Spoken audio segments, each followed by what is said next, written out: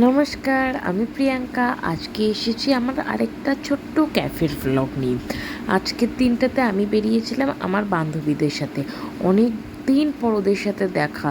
যদিও একজন আমার পাশের বাড়িতেই থাকে, তো তার সাথে প্রায়ই দেখা হয়ে যায়, কিন্তু বাকি দুজনের সাথে অত দেখা হয় না। যাই হোক, আমরা এসেছিলাম একটা অজয়নগরের একটা ক্যাফে টুফ বলে একটা কোরিয়ান ক্যাফেতে।